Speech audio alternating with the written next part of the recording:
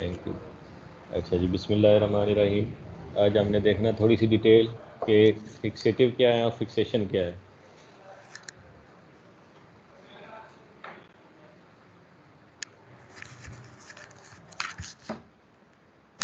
इसमें कुछ चीज़ें हम देखेंगे कि फिक्सेशन होती क्या है, फंक्शंस क्या हैं फिक्सेटिव्स के, कौन कौन से मेथड है जो हम अडॉप्ट कर सकते हैं, और जो सेल्स हैं उनका फिक्सेटिव्स के साथ एक्चुअली रिएक्शन होता क्या है। फिक्सेटिव्स के फिर कुछ टाइप्स होती हैं, जो सादा फिक्सेटिव्स हैं, उनमें एक्वस फिक्सेटिव्स हैं, उनके अंदर इंग्रेडिएंट्स क्या होते हैं ये हम देखेंगे। कौन से फैक्टर्स हैं जो इनको इफ़ेक्ट कर सकते हैं फिक्सेशन की प्रोसेस को। और मज़ीद जो अगर आपने डिटेल में जाना हो तो आप जा सकते हैं। हमारा मेन मकसद क्या है जनाब, कि एक टिशू जो सर्जिकली रिमूव किया गया उसको हमने इस तरह से प्रोसेस करना है कि एंड पे हमारे पास इस कंडीशन में स्लाइड पे टिशू आ जाए कि हम उसको माइक्रोस्कोपिकली इस तरह से ऑब्जर्व कर सकें।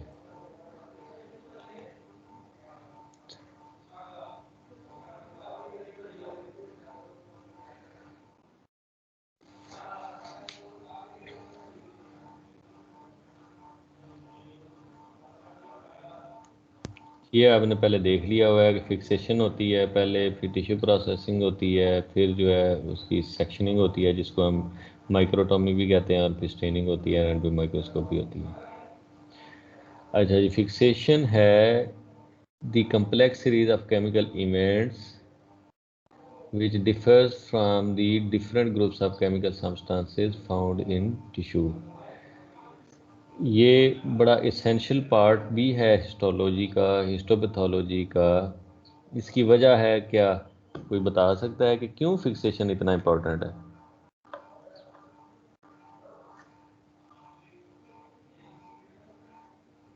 फिक्सेशन इतनी इम्पोर्टेंट क्यों है, कोई बता सकता है?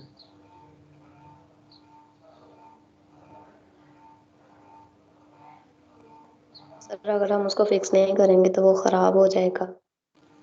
हाँ जी, ये पहला स्टेप है। अगर करना सर, जी जी, ऑटोलाइसिस से प्रिवेंट। हाँ ऑटोलिसिस से देखें ना, अगर टिश्यू ऑटोलाइज हो गया हुआ है, वो सही है ही नहीं, कंडीशन उसकी ठीक नहीं है, तो आगे उसका जो मर्जी प्रोसेस कर ले वो रिजल्ट तो ठीक नहीं आएगा। Once the tissue is removed from the body it will go through a process of self destruction. अगर ये सेल टिश्यू जो है बाहर रहे, ओपन एनवायरनमेंट में रहेगा, तो सेल्फ डिस्ट्रक्शन होती जाएगी, जिसको हम ऑटोलिसिस कहते हैं। If the tissue is left without any preservation then a bacterial attack will occur. The process is known as putrefaction. ठीक है जी, एक तो ऑटोलिसिस होगी, सेल्फ डिस्ट्रक्शन होगी, और साथ में बैक्टीरिया के असर की वजह से जो बैक्टीरिया एंजाइम्स प्रोड्यूस करेगी उनकी वजह से पुट्रीफेक्शन भी होगी। तो it is a process by which the constituents of the cells and therefore the tissues are fixed in a physical and partly in a chemical state। इसमें tissues जो हैं उनको हम physical और किसी हद तक chemical state में fix कर देते हैं, so that they will withstand subsequent treatments with various reagents, ताकि जो आगे हमने उनकी उसकी ट्रीटमेंट करनी है मुख्तलिफ रिएजेंट्स के साथ, उसको वो विदस्टैंड करें विद मिनिमम लॉस, कि वो लॉस ना हो। ये ना हो कि बाकी जो हमने प्रोसेसिंग करनी है सारी रीजेंट्स की वजह से ये टिश्यू के ऑर्गेनेलीज ही लॉस हो जाएं, डिकम्पोजिशन ना हो, डिस्टॉर्शन ना हो। ये सारी चीज़ें प्रिजर्व करने के लिए हम करते हैं fixation. Preservation and hardening of a tissue sample to retain as nearly as possible the same relation they had in the living body. कि टिश्यू को हमने प्रिजर्व भी करना है, साथ में हार्ड भी करना है, ताकि वो जिस तरह से लिविंग बॉडी में जिस शक्ल में नज़र आता था उसी में ही रहे, डिफॉर्म ना हो जाए। मेन मकासद हमारे हैं क्या फिक्सेशन के, ये है जी टू प्रिवेंट ऑटोलिसिस एंड पुट्रीफेक्शन। सबसे मेन तो यही है कि हम टिश्यू को डैमेज होने से बचाएं, पुट्रीफेक्शन होने से बचाएं। फिर है जी इस तरह से हो जाएगा कि आगे जो है पेनिट्रेशन होनी है हमारे मुख्तलिफ केमिकल्स की, वो भी रैपिड हो जाए, ज़रा इवन हो जाए, एक जैसी हो जाए। फिर हमने कोशिश करनी है कि हम सेल्स को, टिश्यूज़ को इस तरह से प्रिजर्व कर सकें इन ए लाइफ लाइक मैनर, कि जितना ज़्यादा एक्चुअल कंडीशन में उसको प्रिजर्व कर सकें वो हमारे लिए सूटेबल होगा, उतनी स्टेनिंग बेहतर होगी, रिजल्ट बेहतर होंगे। Elements that are to be demonstrated, जिन एलिमेंट्स को हम चेक करना चाह रहे हैं, must remain in maximum concentration and precise localization. वो अपनी कंसंट्रेशन में मौजूद रहे। ये नहीं है कि हमने ग्लाइकोजन डिटेक्ट करनी है और पता चले प्रोसेसिंग के बाद ग्लाइकोजन ही उड़ गई हुई है टिश्यू से, तो ऐसा काम ना हो। और वो जहाँ पे होनी चाहिए वहीं, जहाँ पे है एक्चुअली वो सेल के अंदर, वहीं पे हो, लोकेशन उसकी बदले ना। अगर कुछ एलिमेंट्स ऐसे हैं सेल के अंदर कि जिनका खतरा है कि वो लेबाइल हैं, वो डैमेज हो सकते हैं, तो उनको भी ये स्टेबलाइज कर दे, उनको भी ये प्रिजर्व कर दे। ये भी एक एम है फिक्सेशन का। और फिक्सेशन इतनी रिजिड भी हो कि सेक्शनिंग हो सके। 1 मिनट काइंडली होल्ड कीजिएगा।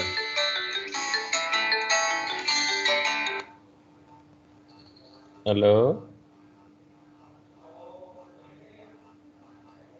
जी, अस्सलाम वालेकुम।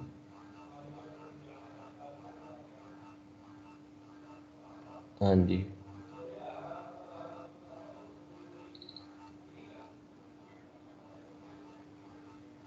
मैं ना लेक्चर के बाद बात करता हूँ।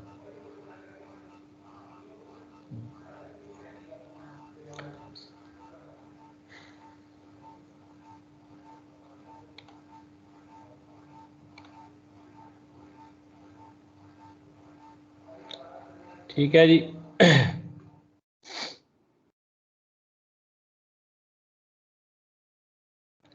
इतना हम रिजेक्ट करना चाहते हैं कि सेक्शनिंग, जो उसका टिश्यू का सेक्शन है, रिबन अच्छा आ जाए और स्लाइड के ऊपर हम ठीक तरह से उसको रख सकें, और स्टेनिंग भी अलाउ करे, स्टेनिंग ठीक से अलाउ करे। फिर है जी ऑप्टिकल कंट्रास्ट भी हो, कि मॉर्फोलॉजिकल एग्जामिनेशन है, हमने अगर साइटोप्लाज्म और न्यूक्लियस को आपस में डिफरेंशिएट करना है तो उनका आपस में फ़र्क भी हमें नज़र आना चाहिए ना, एक जैसी स्टेनिंग ही ना हो जाए, और टिश्यू लंबी अरसे के लिए स्टोर भी हो। अब ना फिक्सेशन के लिए बहुत सारे मेथड्स हम इस्तेमाल कर सकते हैं। हीट फिक्सेशन हो सकती है कि किसी टिश्यू को हम हीट कर दें तो वो फिक्स हो जाए। केमिकल फिक्सेटिव्स हो सकते हैं, कोएगुलेंट और नॉन कोएगुलेंट फिक्सेटिव्स हो सकते हैं। अब केमिकल फिक्सेटिव्स में आ जाते हैं जी, कुछ एडिटिव्स होते हैं, कुछ नॉन एडिटिव्स होते हैं। अब कोएगुलेंट नॉन कोएगुलेंट की बात देखें। कोएगुलेंट फिक्सेटिव्स की एग्जांपल है जी, अल्कोहल है, जिंक साल्ट है, मर्क्यूरी क्लोराइड है। नॉन कोएगुलेंट में जो है फॉर्मेल्डिहाइड, ग्लूटाराल्डिहाइड वगैरह है। तो आप बताएं कि हमारा जो कॉमन यूज फिक्सेटिव है वो कौन सा है, बताएं ज़रा। फॉर्मलिन कौन सा? है सर। फॉर्मलिन। फॉर्मलीन है, ठीक हो गया जी। तो वो कौन सा फिक्सेटिव है, टाइप ऑफ फिक्सेटिव क्या है उसकी? Non coagulant. नॉन कोएगुलेंट, ठीक हो गया, गुड गुड गुड गुड। अब ये हमने केमिकल फिक्सेटिव्स देखे। केमिकल फिक्सेटिव्स में आगे आ गई क्लासिफिकेशन, केमिकल ही हैं ये सारे, ठीक है। उसमें एल्डिहाइड भी आ जाएंगे, जिसमें फॉर्मेल्डिहाइड है या ग्लूटाराल्डिहाइड है। ऑक्सीडाइजिंग एजेंट्स आ सकते हैं, जिस तरह पोटेशियम परमैंगनेट है। प्रोटीन्स को जो डीनेचर करते हैं ऐसे वो भी आ सकते हैं fixatives, for example acetic acid है। और भी क्रॉस लिंकिंग एजेंट्स आ सकते हैं, और जो इन सब में नहीं फॉल करते उनको हम मिसलिनियस में करते हैं, वो भी इसमें आ सकते हैं। तो ये सारे फिक्सेटिव्स डेफिनेटली केमिकल फिक्सेटिव्स हैं ना, हमारी हीट फिक्सेशन तो नहीं है इन पे। जो केमिकल इस्तेमाल कर रहे हैं ये chemical fixative. According to number of fixatives used, simple fixatives, compound fixatives, कि कुछ फिक्सेटिव ऐसे हो सकते हैं जो एक ही चीज़ हो, एक तरह का केमिकल। कुछ ऐसे हो सकते हैं जो कंपाउंड है, मिक्स किए गए हैं। कंपाउंड फिक्सेटिव्स इसलिए हम इस्तेमाल करते हैं कि वो मल्टीपर्पज़ जो है ना वो हम अचीव कर सकें, कि हमने ग्लाइकोजन भी स्टेन करनी है, हमने स्टार्च भी स्टेन करनी है, एट्सेट्रा ना, या हमने कुछ ऐसी चीज़ें फिक्स करनी है जो एक फिक्सेटिव प्रॉपर फिक्स नहीं कर रहा, तो फिर वो कंपाउंड फिक्सेटिव हम इस्तेमाल कर लेते हैं। अब जो टिश्यू के अंदर प्रोटीन है उसका फिक्सेटिव्स के साथ एक्चुअली रिएक्शन होता क्या है, रिलेशन क्या है इनका, आपस में क्या होता गया है। Most important reactions which stabilize proteins by forming cross links between soluble proteins and structural proteins, ultimately providing some mechanical strength। होता क्या है कि जो प्रोटीन हैं उनमें, प्रोटीन्स में आपस में क्रॉस लिंक बन जाते हैं, अमाइनो एसिड्स होते हैं ना प्रोटीन में, तो इनमें जनाब आपस में बन जाते हैं अमाइनो एसिड, सॉल्युबल प्रोटीन और स्ट्रक्चरल प्रोटीन्स में क्रॉस लिंक्स बन जाते हैं, ठीक है। क्रॉस लिंक्स जब बनते हैं तो वो मैकेनिकल स्ट्रेंथ आ जाती है।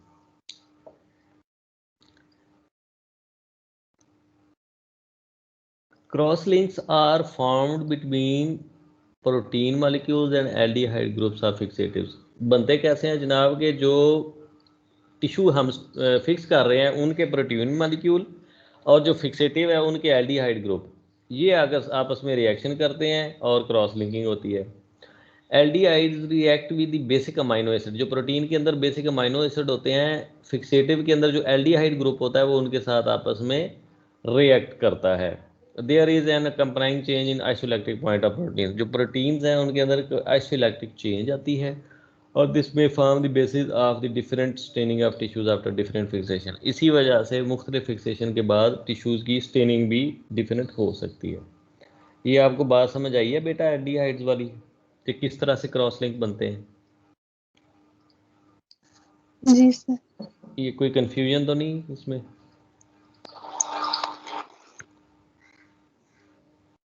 कोई कंफ्यूजन? No sir. ओके जी। ये जो क्रॉस लिंकिंग प्रोसेस है ये 2 स्टेप्स प्रोसेस है। First step is small polymers और सेकंड स्टेप में पॉलीमर्स जो है ना वो पहले स्मॉल पॉलीमर बनते हैं और फिर सेकंड स्टेप में पॉलीमर्स क्रॉस लिंक कर जाते हैं आपस में। ठीक है, ये 2 स्टेप प्रोसेस है। Formation of cross linkages between aldehyde and protein is measured by changes in viscosity, mechanical strength and molecular size of the protein. जो प्रोटीन का साइज होगा, जो प्रोटीन की विस्कोसिटी है, जो प्रोटीन की स्ट्रेंथ है, वो सारी चीज़ों की बिना पे ही क्रॉस लिंकेजेस भी होगी कि कितनी होनी है और कितनी स्ट्रेंथ उसमें आएगी।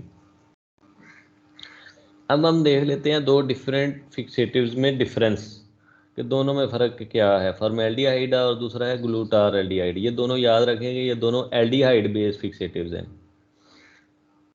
जो फॉर्मेल्डिहाइड है उसका रिएक्शन है स्लो, जो ग्लूटाराल्डिहाइड है उसका रिएक्शन है रैपिड, मीन्स कि वो जल्दी काम करता है। फॉर्मलिन का can be reversible, it can be reversible.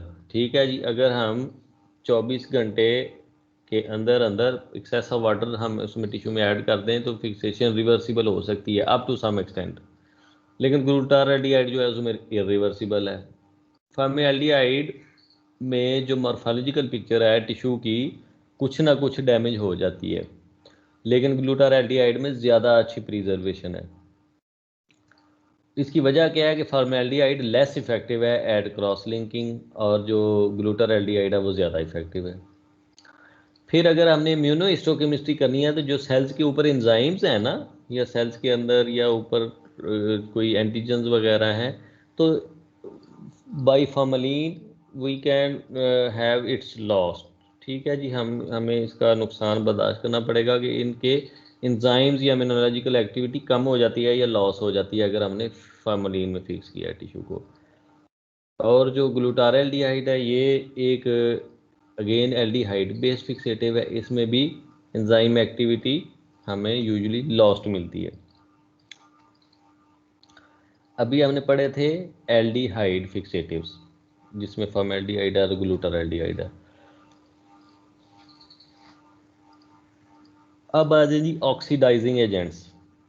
ये क्या करते हैं, they react with protein to form cross links. Aldehyde में भी यही काम था अल्दो कि वो उन्होंने भी प्रोटीन की क्रॉस लिंक्स बनाई थी। These are reflected by rapid increase in viscosity. ये विस्कोसिटी को तेज़ी से बढ़ा देते हैं, विस्कस हो जाता है tissue. After that decrease in viscosity, that phenomena is known as secondary liquefaction. और फिर ये विस्कोसिटी को कम कर देते हैं। पहले विस्कोसिटी बढ़ती है रैपिडली और फिर कम हो जाती है, इसको लिक्विफेक्शन कहते हैं। मीन कि जब विस्कोसिटी कम हो जाएगी ना तो चीज़ आहिस्ता आहिस्ता पतली होनी शुरू हो जाती है। और इसकी एक एग्जांपल है जी ऑस्मियम टेट्राऑक्साइड। फिर है जी मर्क्यूरिक क्लोराइड, ये भी ऑक्सीडाइजिंग एजेंट है। It reacts with histidine residues in the proteins. ये प्रोटीन के अंदर जो हिस्टिडीन रेजिड्यूज हैं उनके साथ रिएक्ट करता है मर्क्यूरिक क्लोराइड और साथ में H पॉजिटिव आयंस प्रोड्यूस करता है, जिसकी वजह से सॉल्यूशन एसिडिक भी हो जाता है। और जब ये सॉल्यूशन एसिडिक होता है तो वो मज़ीद एफिशिएंट हो जाता है। इसमें ड्रॉबैक ये है कि अल्ट्रा स्ट्रक्चर प्रिजर्वेशन नहीं है। जो मैन्यूट स्ट्रक्चर हैं या स्ट्रक्चर की ज़्यादा हाई रेजोल्यूशन तक प्रिजर्वेशन नहीं होती। अच्छा जी, और कौन से फिक्सेटिव्स है जो हमने देखे? वो है हीट फिक्सेटिव्स या microwave fixation. It reacts with polar side change of the protein. ये साइड चेंज प्रोटीन देखें, ये जो यहाँ पे मर्क्यूलर क्लोराइड किसके साथ एक्ट कर रहा है? प्रोटीन की हिस्टिडीन रेजिड्यूज के साथ। जो हीट फिक्सेशन है इसमें पोलर साइड चेंज जो है प्रोटीन की, उनके साथ रिएक्शन होता है।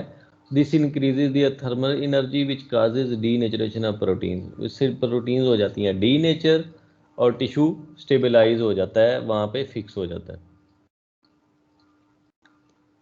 कुछ फिक्सेटिव्स हैं जो न्यूक्लिक एसिड के साथ रिएक्ट करते हैं। क्या होता है जनाब? Fixation brings about change in physical और केमिकल स्टेज ऑफ डीएनए और आरएनए एट रूम टेम्परेचर।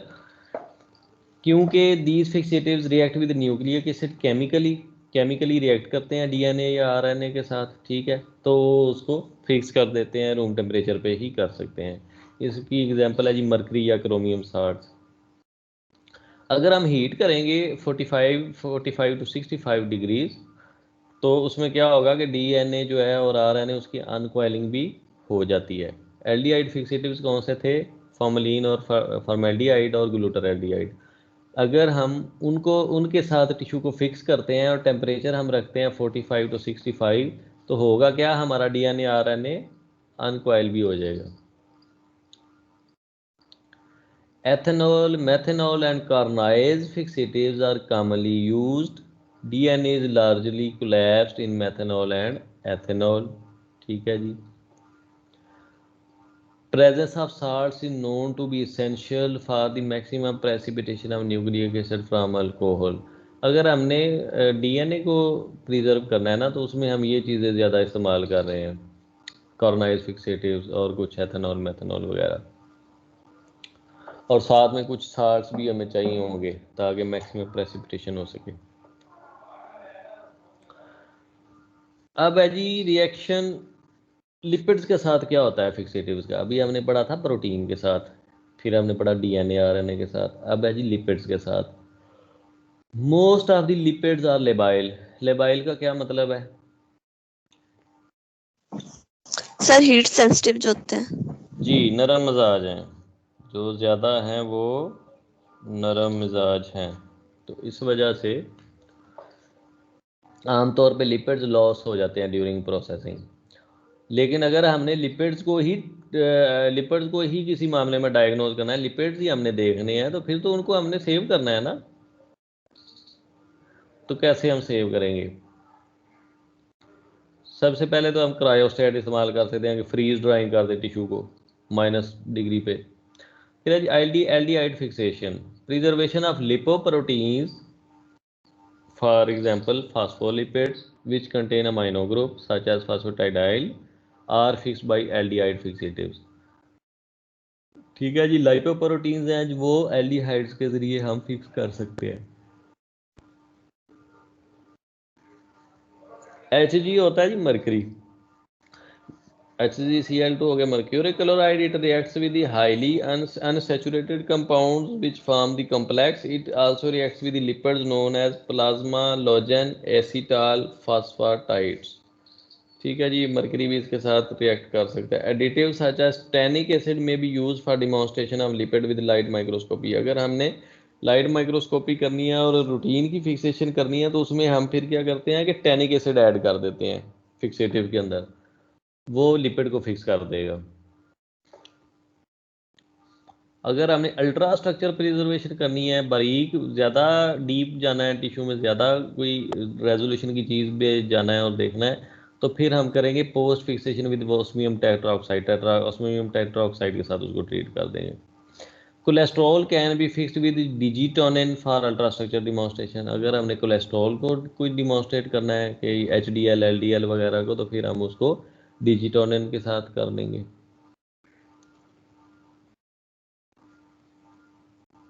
समझ आ रही है जी? ये थोड़ा सा, यस सर। हाँ जी, थोड़ा सा इसमें रटा इन्वॉल्व है।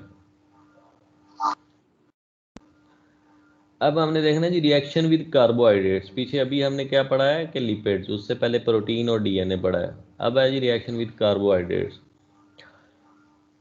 कोई ऐसा सिंगल फिक्सेटिव नहीं है जो बहुत ज़्यादा सेटिस्फैक्ट्री हो, ठीक है, कार्बोहाइड्रेट्स के लिए। तो alcoholic and picric acid fixatives ये क्या करते हैं जनाब, preservation of glycogen which appears course easy alcoholic formaldehyde Rossman solution. जो अल्कोहलिक या पिक्रिक एसिड बेस्ड फिक्सेटिव्स हैं वो ग्लाइकोजन को प्रिजर्व कर सकते हैं। अगर हमने अल्ट्रा स्ट्रक्चर पे जाना है तो फिर ग्लूटाराल्डिहाइड सेटिस्फैक्ट्री है। टैनिक एसिड भी हम इस्तेमाल कर सकते हैं अगर हमने कार्बोहाइड्रेट्स को देखना है। फिर हम कुछ एडिटिव्स भी इस्तेमाल कर सकते हैं like alcian blue or ruthenium red enhances glutaraldehyde fixation of glycogen and mucin. अगर हमने ग्लाइकोजन या म्यूसिन को देखना है तो एल्सियन ब्लू हम ऐड कर देंगे ग्लूटाराल्डिहाइड के साथ, उससे अच्छा पिक्चर हमें नजर आ जाएगी।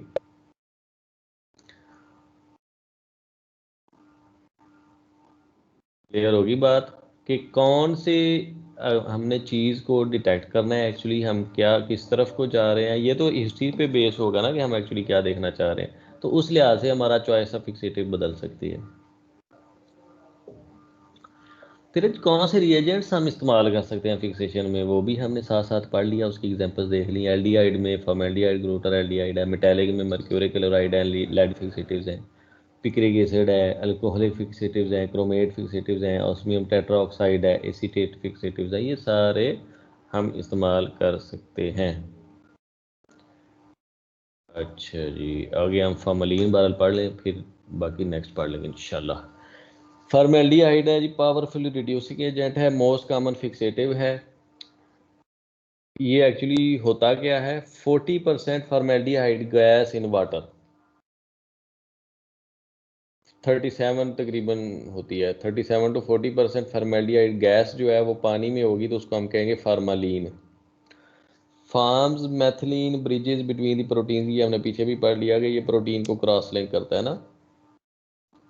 तो इसमें जनाब हम किस तरह से करते हैं कि जो 4 मिलीमीटर का अगर कोई ब्लॉक होगा तो हम 8 घंटे के लिए उसको रूम टेम्परेचर में रख देंगे, तो वो हम समझेंगे कि ये ठीक फिक्स हो गया है। या अगर उसी साइज का ब्लॉक है तो हम उसको जल्दी फिक्स करना चाहते हैं तो हम उसको 45 डिग्री पे रख देंगे, फिर क्या होगा, हमें 8 घंटे के बजाय 2 घंटे में हमारा काम हो जाएगा। ये सबसे कॉमन यूज फिक्सेटिव्स है। अब आपका ये सवाल भी बन सकता है मुझसे कि पीछे आपने कहा कि ये 40% है, अब यहाँ पे आप कह रहे हैं कि 10% फॉर्मलीन है। इसमें बेटा बात ये है कि जो 40% है वो पहले हम बना रहे हैं फार्मालीन। फार्मालीन कैसे है, 37 से 40% गैस है फॉर्मेल्डिहाइड इन वाटर, ये होगी 40%। अब जो ये 40% बन जाएगी उसको आगे हमने 10% बनाना है फार्मालीन। 10% हम कैसे बनाएंगे कि 40% वाली फॉर्मेल्डिहाइड हम लेंगे 10 ml और 90 ml वाटर ले लेंगे, ये 10% फार्मालीन बन जाएगी। ये बात आपको समझ आ गई है? Yes sir. Yes sir. ठीक है, मैं इसलिए ये समझा रहा हूँ क्योंकि मुझे ये पूरी डिग्री में समझ नहीं आई थी बात, तो इसलिए मैंने कहा कि पहले 40% 37 to 40% है फॉर्मेल्डिहाइड गैस इन वाटर, उसकी फिर आगे हमने 10% डिल्यूशन बनानी है, तो फिर हमारी बनेगी 10% फार्मालीन। अच्छा जी, neutralization is necessary due to the formation of formic acid, ज़ाहिर फॉर्मेलिन हो तो फॉर्मिक एसिड बनेगा, ठीक है।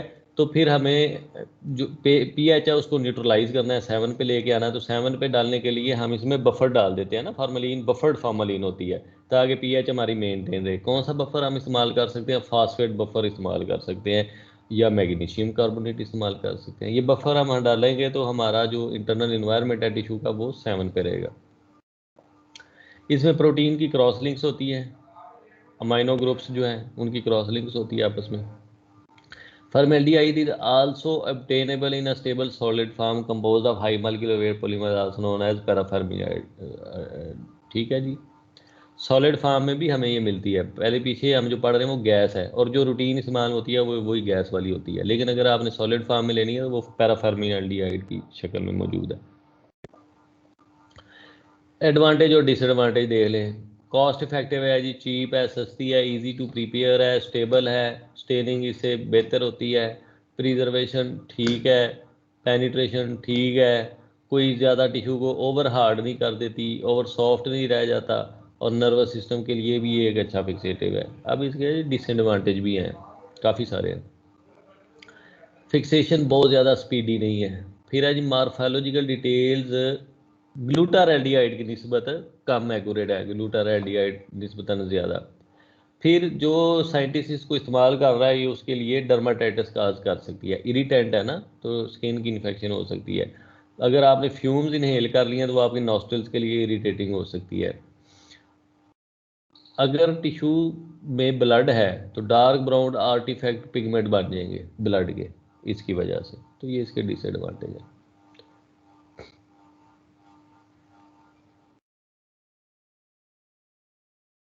चले जी, यहाँ पे हम ऐड करते हैं और यहाँ से टेबल जो है यहाँ से हम इंशाल्लाह नेक्स्ट स्टार्ट करेंगे। ठीक है जी, till now if you have any question please ask me. कोई क्वेश्चन? No sir. हमारे पास आज आपकी अटेंडेंस भी कम है बेटा, बच्चों 57 लोग हैं, ये तो समझिए कि एक क्लास के आए हैं, तो it is not good. Attend your live sessions. बच्चे सोए जी, हुए सोए हुए हैं सर सारे। अच्छा रमजान चलें। स्टार्ट हुआ है तो रोजे रख के सो जाते हैं। अच्छा, मैं 1 मिनट रिकॉर्डिंग ख़त्म कर लूँ फिर हम इस पर बात करते हैं।